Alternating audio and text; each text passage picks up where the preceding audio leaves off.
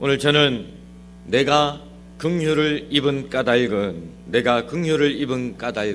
이런 제목으로 함께 말씀의 은혜를 나눕니다. 여러분, 우리가 믿는 기독교는 변화의 종교입니다. 변화를 기대하며 소망하는 종교죠. 변하여 새 사람이 되라. 이것이 성경의 가르침입니다. 그리고 저와 여러분을 향한 하나님의 소원입니다. 그런데 여러분, 성경을 보니까 처음보다 나중이 훨씬 더 좋게 변하는 사람이 있는 반면에 시작은 좋았지만 그 마지막은 패망으로 끝난 사람들도 보게 됩니다. 여러분, 성경 속 인물 가운데 사울이라는 이름을 가진 대표적인 두 사람이 등장합니다. 구약의 사울이라는 사람과 신약의 사울이라는 사람입니다. 이 두 사람은 이름만 같은 것이 아니라 출신 가문도 같습니다. 무슨 말이죠? 족보가 같다는 말입니다. 둘 다 베냐민 지파 출신입니다. 구약의 사울은 우리가 잘 알듯이 이스라엘의 초대 왕입니다. 이 사람은 처음에는 겸손으로 성령으로 시작했지만 결국에 가서는 패망으로 끝을 맺은 인생입니다. 그러나 여러분, 신약의 사울은 어떻습니까? 오늘 본문 13절 16절에도 나오듯이 이 사람은 비방자요, 박해자요, 폭행자로 내가 죄인 중에 괴수라고 스스로가 자백할 만큼 하나님 앞에 돌이킬 수 없는 죄인으로 시작했지만 부활하신 예수님을 만나고 변화되어 새 사람이 되죠.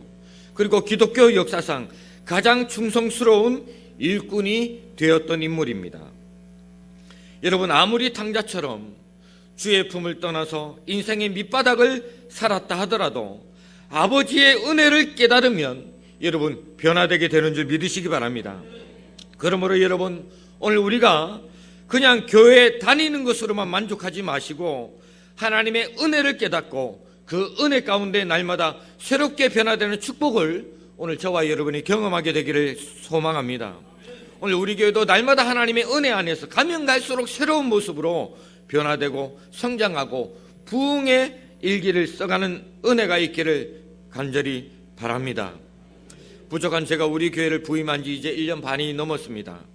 그동안 어수선했던 교회 분위기를 평화와 안정을 되찾는 데 지금까지 힘을 쏟았고 정성을 쏟았다면 이제 내년을 바라보는 현 시점에서는 새로운 도약과 변화를 준비해야 할 시기가 되지 않았는가, 이런 생각을 가지게 됩니다.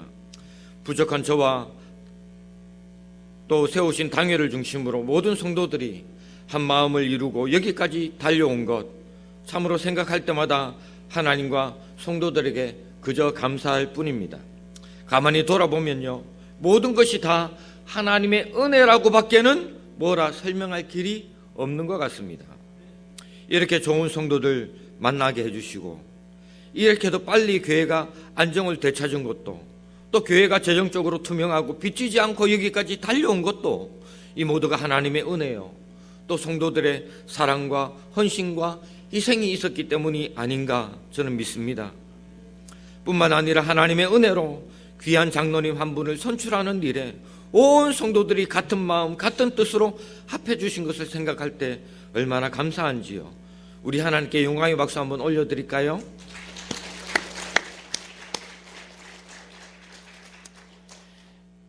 이제 우리 하나님께서는 새로운 도약과 변화를 준비하기 위해서 오늘 우리 교회를 향하여 또다시 중차대한 도전을 요구하고 계시는 것 같습니다.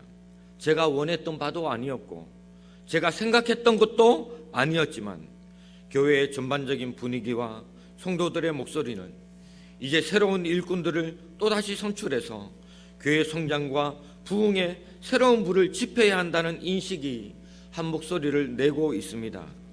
그래서 당회를 비롯한 성도들의 이와 같은 목소리를 반영해서 지금 우리는 중직자 선출을 위해 계속 기도하며 준비하고 있습니다. 사실 우리 교회는 오랜 동안 가장 활기차게 교회를 섬겨야 할 그런 핵심층이 되는 젊은 세대들이 끊어진 지 오래되었습니다. 그러나 담임 목사 부임과 동시에 하나님은 여러 젊은 일꾼들을 보내어 주셔서 교회가 점차 활기를 띠고 있는 것에 감사하게 됩니다. 비록 부족하지만 다들 열정을 가지고 신앙의 순결과 거룩에 힘쓰면서 이곳저곳에서 교회를 섬기고 있는 모습을 볼 때 우리 어르신들은 참으로 행복하다고 한결같이 입을 모으십니다. 이 또한 참으로 미래에 소망을 주는 긍정적인 변화가 아닌가 저는 생각합니다. 이 시점에서 우리 교회는 이제 일꾼들을 세워서 충성스럽게 사명을 감당할 수 있도록 교회적인 배려가 있어야 한다는 그런 인식에 우리 성도들이 다들 공감하고 그래서 중직자를 택하여 세우고자 합니다. 오늘 이 말씀이 지금 직분을 맡고 있는 성도들 뿐만 아니라 또 새롭게 또 직분을 받게 될 그런 모든 성도들에게 큰 은혜와 도전의 말씀이 되기를 예수님의 이름으로 간절히 축원합니다. 오늘 첫 번째로 여러분 한번 따라할까요? 내가 받은 직분에 감사합시다. 여러분, 내가 받은 직분에 여러분은 감사하고 계십니까? 두 분밖에 아멘 안 하셨어요. 여러분, 내가 받은 직분에 감사하고 계십니까? 오늘 본문에서 사도 바울은 자신이 받은 직분에 대하여 너무나 감사하고 영광스럽다고 고백하고 있습니다. 우리 12절을 함께 읽습니다. 12절 시작.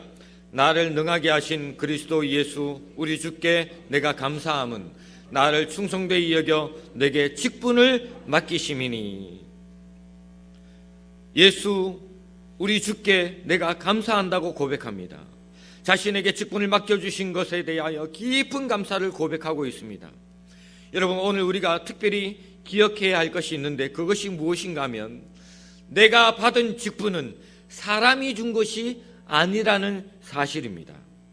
이 직분은 목사가 장로가 준 것이 아니라 하나님께서 이 교회를 통해서 주신 것이라는 사실입니다.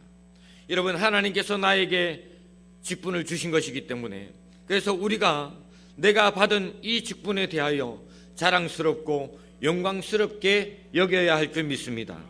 되게 많은 사람들이 교회의 직분을 소홀히 여기는 경향이 있습니다. 세상에서 대통령이나 장관이나 혹은 내가 다니는 일터와 직장에서 회사 사장이 주는 직분은 굉장히 중요하게 귀하게 생각하지만 교회에서 주는 직분은 별로 대수롭지 않게 생각하는 사람도 있습니다. 그래서 서리 집사 정도는 아무것도 아니라고 생각해요. 오죽하면 집사라고 부르지 않고 잡사라는 말까지 나오겠습니까? 여러분, 서리 집사의 직분도 참으로 소중한 하나님이 주신 직분인 줄 믿으시기 바랍니다. 여러분, 오늘 내가 받은 이 직분을 내가 어떻게 여기느냐 하는 것은요, 하나님께 내가 복을 받고 안 받고 하는 그런 중요한 기준이 된다는 사실을 여러분 알고 계십니까? 사무엘상 2장 30절 하반절에 나를 존중히 여기는 자를 내가 존중히 여기고 나를 멸시하는 자를 내가 경멸하리라 그랬습니다. 여러분, 하나님이 주신 직분을 귀하게 여긴다는 것은요, 바로 하나님을 귀하게 여긴다는 것입니다. 내게 주신 이 직분을 중하고 영광스럽게 여기는 자는 하나님께서도 그를 존귀하게 여겨주시고 복주시고 높여주시는 줄 믿으시기 바랍니다. 반대로 하나님이 주신 직분 우습게 여기는 자는 하나님도 그를 멸시하고 경멸하십니다. 그러므로 여러분, 오늘 우리는 하나님이 주신 직분을 참으로 귀하게 여기고 사도 바울과 같이 영광스럽게 여기시기를 간절히 소망합니다. 이것이 바로 하나님을 존중히 여기는 것입니다. 그리고 이것이 바로 오늘 우리가 복을 받는 길인 줄 믿으시기 바랍니다. 그럼 오늘 본문에서 사도 바울은 왜 직분을 그렇게 감사하고 영광스럽게 생각했을까요? 오늘 둘째로 나에게 맡기신 직분이 감사한 이유가 무엇인가? 첫 번째 한번 따라할까요? 직분이 나에게 능력을 주기 때문입니다. 12절 다시 한번 더 읽습니다.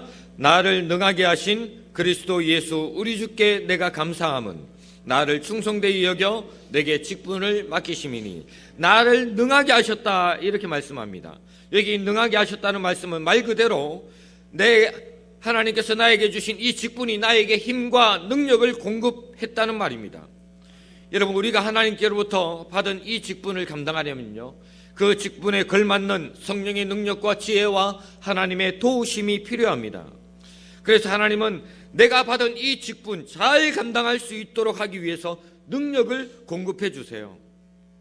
어떤 사람은 교회에서 직분과 사명을 이렇게 맡기려고 하면 자꾸 이런 얘기합니다. 내가 과연 이 직분을 내가 잘 감당할 수 있을까요? 내가 잘 감당할 수 있을까요? 저는 잘 감당 못할 것 같아서 거절합니다.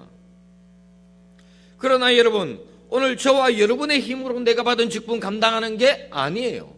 자꾸 내 힘으로 감당할 거라고 생각하는데요, 여러분, 저와 여러분은 죽었다 깨어나도 내 힘으로 직분 감당할 수 없어요.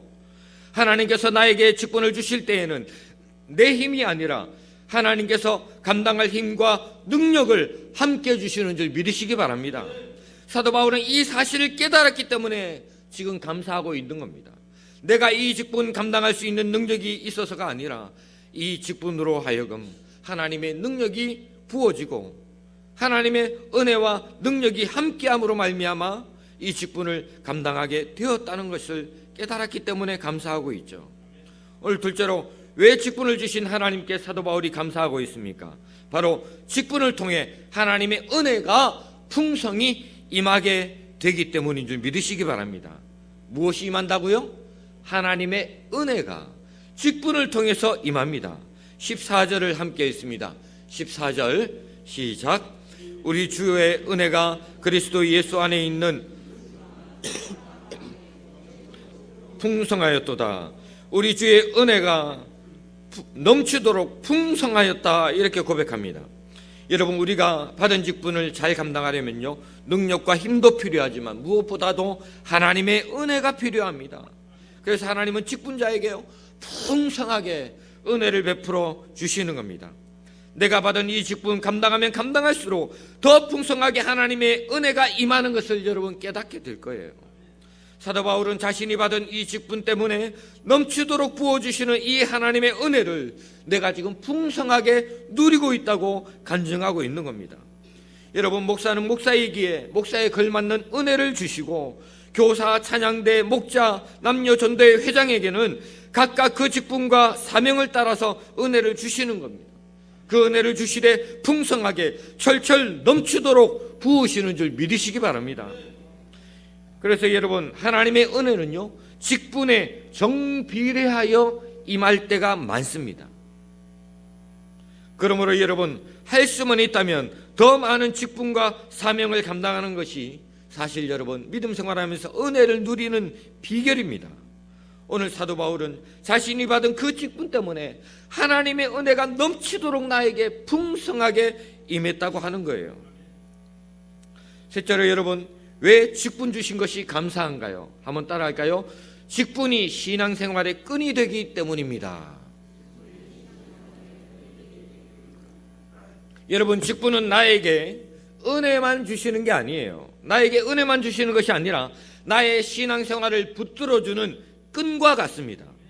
여러분, 솔직히 말해서 오늘 우리에게 늘 은혜만 철철 넘치면 얼마나 좋겠습니까?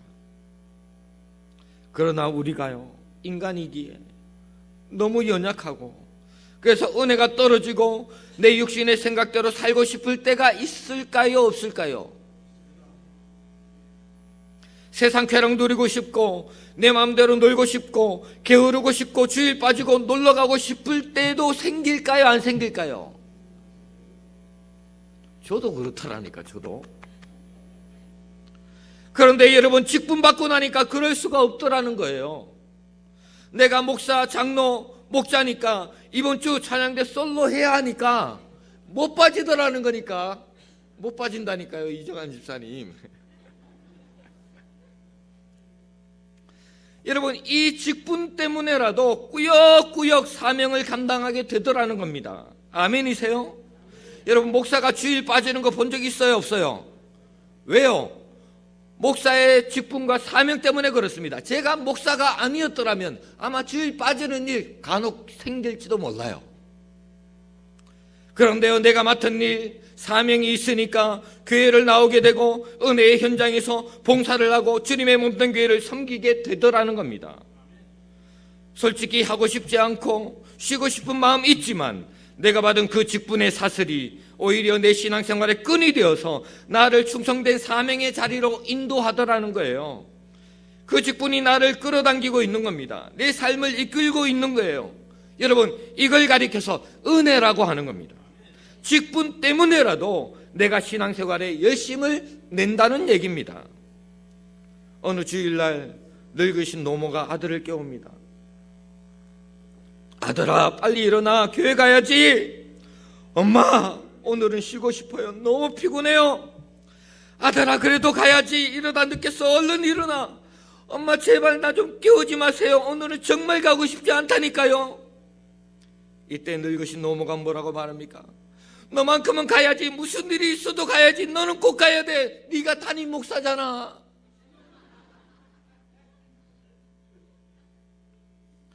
여러분, 목사도 가끔은 이렇게 도망치고 싶을 때가 있을까요? 없을까요? 그러나 내가 받은 직분이 그렇게 하지 못하게 막는 겁니다. 직분이 나의 사명의 자리로 인도한다는 얘기예요. 이것이 은혜고 축복이라는 겁니다. 내가 맡고 있는 그 직분이 아니었더라면 지금 여러분 이 자리에 이렇게 가만히 앉아서 예배 드릴 사람 몇이나 될까요? 그래서 여러분, 내가 받은 이 직분이 올가미처럼 보이지만 이게 나에게 은혜입니다. 은혜. 하나님이 오늘 우리를 가만히 보시니까요, 그냥 놔두면 안 되겠더라는 거예요. 그냥 놔두면 한동안은 예수 잘 믿을지 모르지만 얼마 지나지 않아서 또 세상에 나가서 방종하며 타락한 삶을 살지 모른다는 거예요. 찬양대 안 시켜놓으면 다음 주 또 빠질지 어떻게 알아? 그러니까 저 자리에 딱 앉아놓고 직분을 주고 사명을 주니까요, 빼도 박도 못하고 나오는 거예요. 네가 아니면은 퇴나할 사람이 없다. 그러니까 나오는 거예요.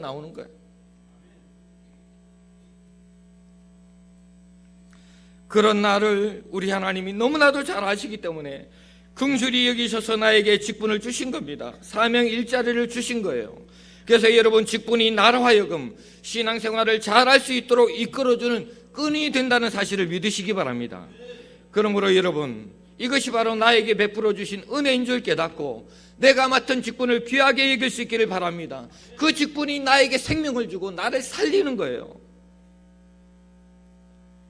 그렇다면 하나님께서 사도 바울에게 왜 직분을 허락하셨을까요? 오늘 우리에게 이 직분을 맡겨주신 이유가 뭘까요? 나에게 직분을 맡겨주신 첫 번째 이유는, 한번 따라할까요? 나를 긍휼히 여겨주셨기 때문입니다. 우리 13절을 함께 읽습니다. 13절 시작. 내가 전에는 비방자요 박해자요 폭행자였으나 도리어 긍휼을 입은 것은 내가 믿지 아니할 때에 알지 못하고 행하였음이라.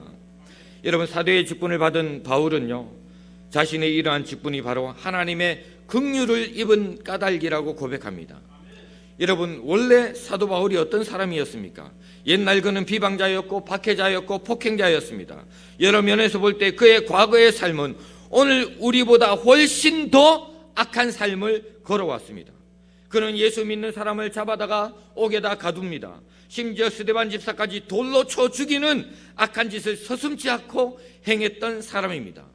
여러분, 과거 아무리 막 살았어도 사도 바울처럼 이렇게 사도 바울보다 더 악하게 살았던 분 계시면 손 들어보세요. 이 자리에 아무도 없을 거예요. 여러분, 이런 사람이 예수 믿고 변화받았다고 해서 이런 사람 우리 교회에 들어오면요, 여러분 같으면 이 사람에게 직분 맡기고 안수집사 장로 세우겠어요? 안 세우겠어요? 왜 대답을 안 하세요? 여러분 같으면 세우겠어요? 안 세우겠어요? 저 같으면 죽고 다 깨어나도 안 세웁니다. 초대교회도 마찬가지였어요. 이런 행악무도한 사람을 세워서는 안 되기 때문에 아무리 예수 만나 변화되었다 하더라도 예수 잘 믿는 사람들 감옥에 가두고 심지어 사람까지 돌로 쳐 죽인 이런 과거 전과가 있는 사람을 도저히 믿을 수 없다, 이렇게 생각하는 게 사람이기 때문에 이런 사람을 교회가 투표로 직분을 줄 리가 만무합니다. 그래서 어떻게 하죠? 우리 하나님이 교회 투표로 직분을 주지 않고요, 일방적으로 찾아오셔서 그에게 사도직을 부여해 주십니다. 이런 절차와 과정 때문에 바울은 가는 곳곳마다 그 직분의 진위 여부로 늘 어려움을 겪게 되었지만, 아무튼 어찌됐든지 이 자리에 있는 사랑하는 여러분, 여러분이 아무리 못나고 부족해도 사도 바울과 같이 그런 과거의 전과가 없다면 오늘 우리 교회는 다 직분받을 자격이 있는 줄 믿으시기 바랍니다. 변화되기 이전의 사울과 같이 그런 파란만장한 전과가 있는 사람만 목사님 저는 직분 못 받습니다 이렇게 저한테 얘기하세요. 그러나 과거 사울보다 조금 더 낫다 하는 분들은요, 직분 받으시면 좋겠습니다. 권면할 때 아멘 할 수 있기를 축복합니다. 왜 아멘 안 하세요? 여러분, 이렇게 파란만장한 과거를 가진 바울이 오늘 본문에서 고백하는 것이 뭡니까?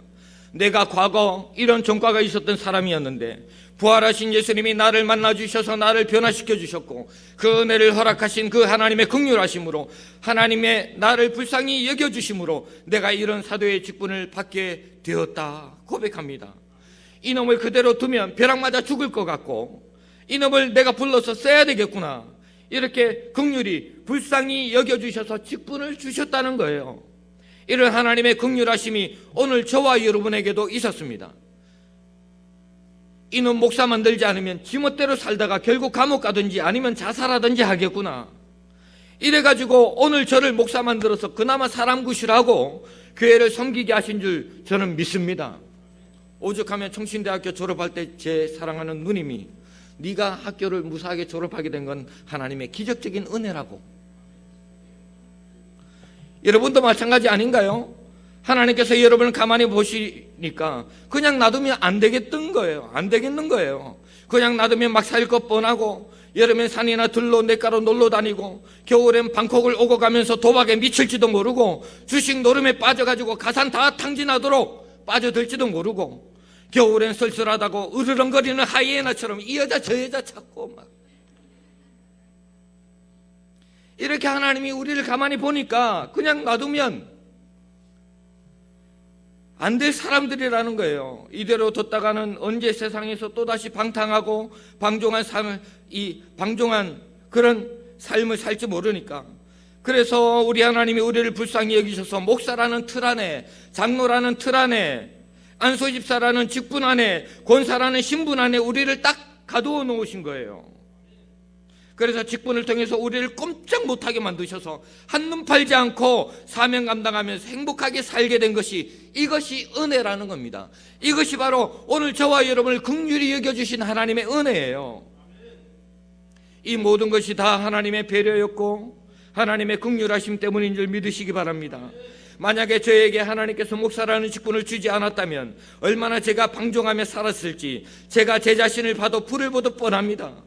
그래서 저는 목사로 세워주신 그 하나님의 긍휼하심으로 인하여 이 세상에서 가장 행복한 은천제일교회를 섬기고 있는 줄 믿으시기 바랍니다.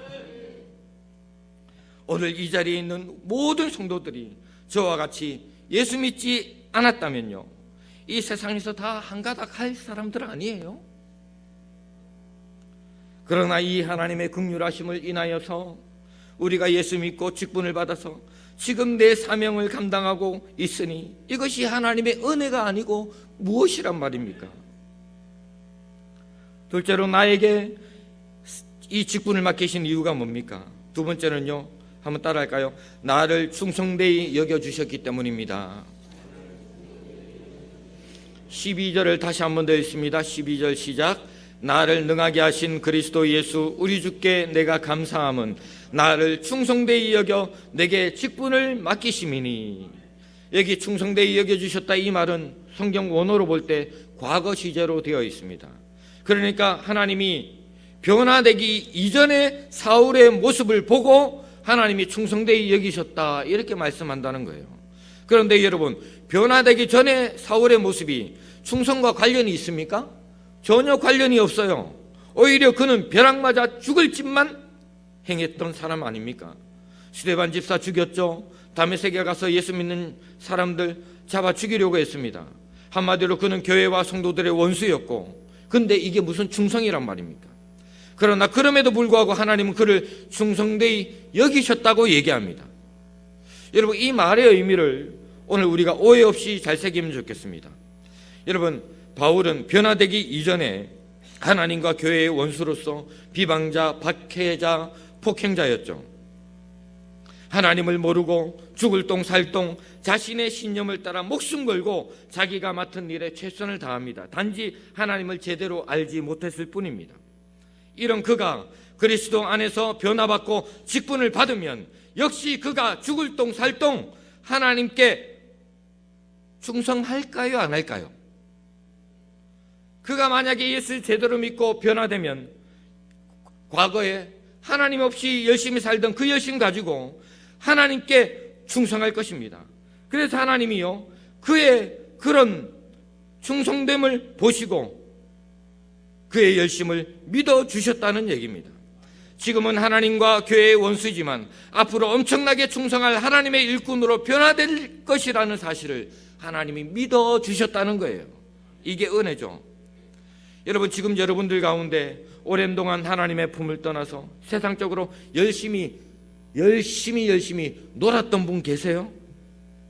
이런 분들 하나님 안에서 변화되면 놀랍게 충성할 일꾼들이 될 가능성이 아주 다분히 많아요. 여러분, 오늘 우리가 하나님께서 나를 충성되이 여겨주시고 그래서 나에게 직분을 맡겨주셔서 부족하지만 사명 감당하게 하신 이 은혜에 감사와 감격이 있기를 축복합니다. 나를 충성되이 여겨주시니까 얼마나 감사한 거예요. 그렇다면 세 번째로 하나님께서 우리에게 직분을 허락하신 이유가 뭘까요? 한번 따라할까요? 은혜와 복을 주시기 위해서입니다. 여러분, 우리 하나님은 그냥 우리에게 복을 주시는 게 아닙니다. 오늘 저와 여러분의 충성과 헌신과 봉사를 통해서 복을 주십니다. 그런데 여러분, 직분 없이 충성, 봉사, 헌신을 할 수가 없어요. 여러분, 찬양대 지휘자로 세워줘야 찬양대 지휘로 봉사할 수 있는 것 아닙니까? 장로로 세워줘야 당회를 통해서 교회를 섬길 수 있는 것이고, 목사로 세움 받아야 강단에서 말씀을 선포할 수 있는 겁니다. 그렇기 때문에 여러분, 이 직분은 충성과 헌신과 봉사를 통하여 우리가 하나님의 축복을 받아서 누릴 수 있는 통로가 돼요. 축복의 통로가 되는 것이 바로 직분입니다.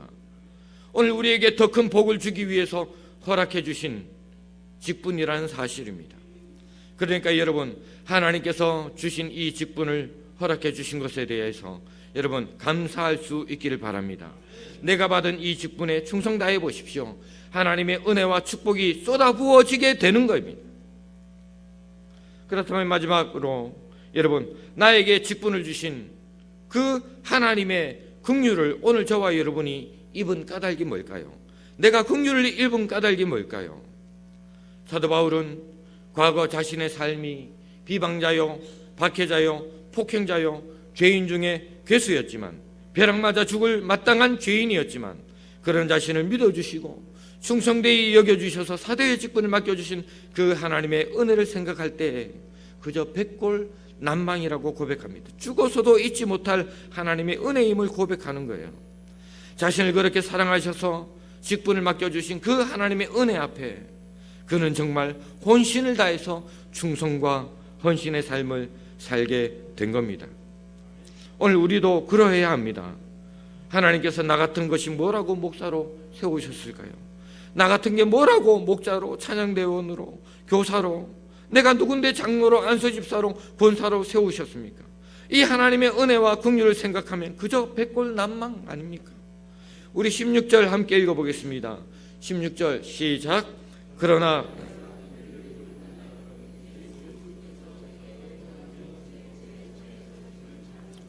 후에 주를 믿어 영생 얻는 자들에게 본이 되게 하려 하심이라. 여러분, 오늘 우리가 하나님께로부터 이런 긍휼을 입게 된 까닭이 뭡니까? 먼저는요, 바로 하나님께서 오늘 저와 여러분을 오래 참으셨기 때문인 줄 믿으시기 바랍니다. 참으로 하나님이 나를 오랫동안 참으셨어요. 기다리고 또 기다리셨습니다. 내가 당신 품으로 다시 돌아올 때까지 그분은 참으로 오랜 동안 기다리셨습니다. 내가 이 자리에 있기까지 그분은 마치 탕자를 기다리던 아버지처럼, 아니 그보다 더한 심정으로 오늘 나를 기다리고 계셨던 겁니다. 왜요? 아버지 품으로 돌아와서 이제 자녀다운 축복의 삶을 경험하며 살기를 하나님이 기대하시면서 오늘의 나를 기다리신 거예요. 그리고 그런 저와 여러분의 모습을 통해서 또 다른 사람들이 은혜를 받고, 아하, 그렇구나, 저런 사람도 하나님이 변화시키시고 아름답게 사용하시는구나, 이렇게 영생 얻는 자들에게 본을 보여주시려고 너도 나와 같이 변화되어 충성스러운 일꾼이 될 수 있다고, 이런 본이 되는 사람 되라고 오늘 나를 긍휼히 여기사 귀한 직분의 자리로 불러주셨다는 사실입니다. 사실 여러분, 나같이 버러지 같은 이런 죄인을 하나님이 변화시키셔서 여러분 앞에 목사로 서게 하셨어요. 뿐만 아니라 오늘 여러분 또한 직분을 받아 섬기고 있는 건 하나님의 오래 참으신 긍휼하심이 있었기 때문에 가능했다는 사실을 잊지 마시기 바랍니다. 그저 백골난망한 하나님의 이 오래 참으심과 긍휼하심이 아니고서 설명할 길이 없는 거죠. 이걸 가리켜서 바로 하나님의 은혜라고 하는 거예요. 여러분, 직분이란 게 뭡니까? 사람이 주는 것인가요? 아니에요. 직분은 교회의 머리가 되신 우리 주 예수 그리스도께서 그의 몸된 교회를 위해서 주신 겁니다. 누가 임의로 주는 것이 아니에요. 그리고 나는 이래서 받을 자격이 있다, 나는 이래서 못 받겠다, 이렇게 따질 수 있는 성격이 못 됩니다. 왜냐하면 이 직분은 우리 주님께서 그의 몸된 교회를 위해서 은혜로 일방적으로 주시는 하나님의 선물이기 때문에 그래요. 여러분, 우리 몸을 한번 생각해 보십시오. 우리 몸에 팔이 필요합니다. 그런데 팔을 달아주려고 하고 싶은데 팔이 되기를 거부하면 어떻게 됩니까? 일단 밥을 못 먹죠. 밥을 지울 수 없으니까 결국 굶어 죽는 거예요. 여러분, 직분은 이와 같은 거예요. 하나님이 필요를 따라서 주님의 몸된 교회의 생명을 허락하시기 위해서 너는 팔로, 너는 다리로, 너는 목사로, 장로로, 안수집사로, 권사로, 그리고 교사로, 찬양대원으로, 안내로, 주차봉사로, 차량 운행으로 이렇게 여러 가지 직분과 사명을 가지고 섬기도록 하신 겁니다. 그 이유는 주님의 몸된 이 교회를 건강하고 생명력 있게 유지하게 하기 위해서. 여러분, 몸을 생각해야 하지 않습니까? 몸을. 우리가 작은 곧불에 걸려도 여러분 병원을 찾는데 왜 찾죠? 몸 전체의 건강을 염려하기 때문에 찾아가는 것 아닌가요? 그렇다면 이런 단순한 진리를 알면서 하나님의 몸된 교회에서 이 단순한 영적인 비밀을 깨닫지 못해서 공동체 전체의 건강을 해친다면 이것이 얼마나 주님의 마음에 또 다른 아픔을 드리는 것 아닌가요? 여러분, 구원받은 저와 여러분의 몸은요, 우리의 것이 아닙니다. 우리의 것이 아니에요. 로마서 14장 8절에 우리가 살아도 주를 위하여 살고 죽어도 주를 위하여 죽나니 그러므로 사나 죽으나 우리가 누구의 것이라고요? 주의 것이에요. 여러분, 그렇습니다. 오늘 내가 사는 것은 주님의 몸된 교회를 세우기 위함인 줄 믿으시기 바랍니다.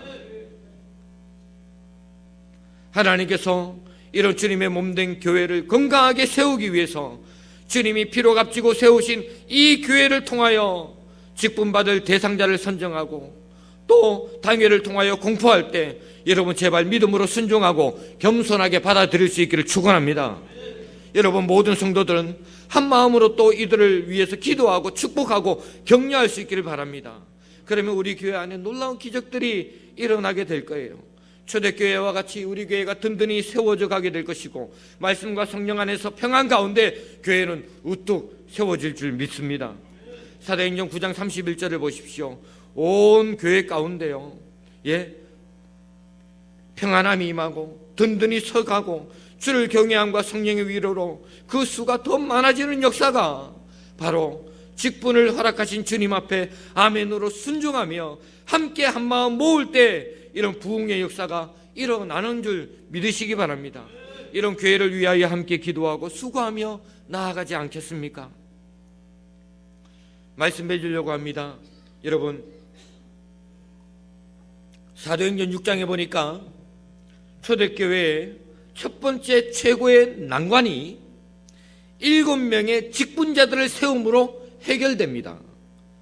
그리고 이 직분자들을 세우는 이 시점을 시발점으로 해서 교회는 폭발적인 부흥의 불길을 체험하게 됩니다.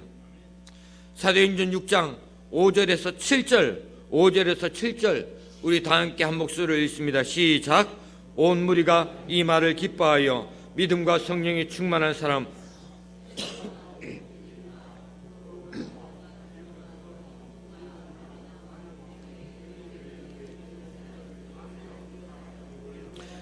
사도들 앞에 세우니 사도들이 기도하고 그들에게 안수하니라. 하나님의 말씀이 점점 왕성하여 예루살렘에 있는 제자의 수가 더 심히 많아지고 허다한 제사장의 무리도 이 도에 복종하니라. 아멘. 여러분 보십시오. 초대교회 재정적인 문제로 어려움을 겪고 있을 때 사도들은 7명의 직분자를 세웁니다. 7명의 직분자를 세우니까 모든 문제가 한꺼번에 깨끗하게 해결되고, 그때부터 시작해서 교회는 폭발적으로 부흥의 역사를 경험하는데, 하나님의 말씀이 점점 왕성하여 예루살렘에 있는 제자의 수가 더 심히 많아지고 허다한 제사장의 무리도 이 도에 복종하니라. 여러분, 이와 같은 부흥의 역사를 우리 교회도 써내려가야 하지 않을까요? 그렇다면 여러분, 하나님이 교회를 통하여 세우시는 이 직분을 외면하지 않기를 간절히 바랍니다. 그리고 모든 성도들은 교회와 당회가 하나님의 인도하심 가운데 결정하고 세우는 직분자들을 한마음으로 격려하고 함께 응원할 수 있기를 축원합니다. 나 하나쯤은 목사님 안티 세력이 있어야지요. 아니에요, 여러분. 교회는 모든 성도들이 같은 말, 같은 마음, 같은 뜻, 같은 열매를 맺어가야 합니다. 이것이 바로 진정 주님이 원하시는 공동체이고, 그래야 온전한 사명을 감당하게 되는 겁니다. 여러분, 이 세상에 완벽한 사람 어디 있겠습니까? 다 부족하잖아요. 부족함으로 말할 것 같으면 저처럼, 앞에 있는 저처럼 모나고 부족한 사람 또 있을까요? 이런 부족한 목회자를 도와서 함께 교회를 세워나가고자 일꾼을 뽑으려고 합니다. 여러분, 부족한 저의 이 목회자의 외로운 손을 따스하게 잡아주지 않겠습니까? 여러분, 이 몸된 교회, 이 몸된 교회 일꾼들이 세워져야 돼요. 그리고 초대교회와 같은 그런 부흥의 역사, 뜨거운 성령의 불이 우리 교회 가운데 일어나야 되지 않을까요? 바로 이 자리에 있는 당신이 오늘 우리 교회에 새로운 생명을 불어넣는 주인공이 될 수 있기를 예수님의 이름으로 간절히 축원합니다.